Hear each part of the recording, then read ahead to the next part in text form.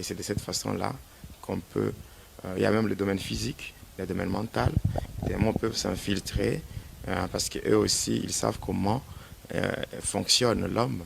Et par là, ils s'arrangent pour s'infiltrer dans la vie de l'homme. Il y a aussi, par exemple, dans le domaine spirituel, nous avons par exemple les noms. Les noms peuvent aussi être des portes que les démons peuvent exploiter pour faire leur entrée dans la vie d'une personne. Il y a le problème de sang, il y a le problème de famille. Toutes ces choses-là peuvent constituer en fait des portes que les démons peuvent exploiter pour faire leur entrée dans la vie d'une personne et la torturer, la tourmenter, afin que la vie de la personne devienne comme un calvaire vécu sur la terre. Merci l'homme de Dieu. Pasteur Jonas, alors quel est l'impact des démons dans la vie d'une personne qui écoute la musique profane?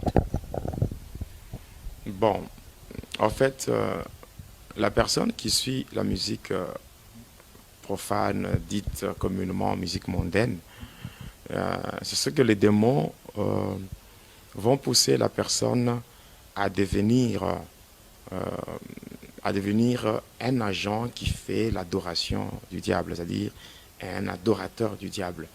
Donc, parce que il est dit qu'en toutes circonstances, nous devons rendre gloire à Dieu. Donc, dans tout ce que nous faisons, il faut que tout ce que nous faisons sur terre devienne le reflet de la gloire de Dieu.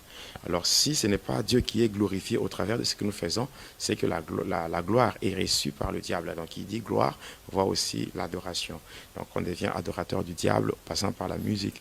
On est envoûté et on se met à vivre une vie qui ne reflète pas la gloire de Dieu, mais la vie qui reflète la gloire du diable. Donc, il y a des démons qui entrent et qui prennent l'esprit de la personne en otage, de sorte que la personne elle-même devient comme prisonnière et que ce sont les démons qui poussent la personne à accomplir des actes qui reflètent la gloire du diable.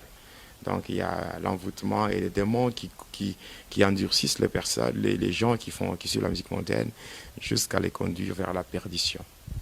Merci l'homme de Dieu.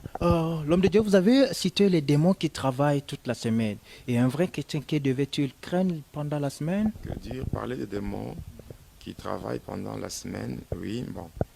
Bon, en fait, là, ça cadre avec l'organisation du diable. Si vous permettez, je fasse quand même un briefing sur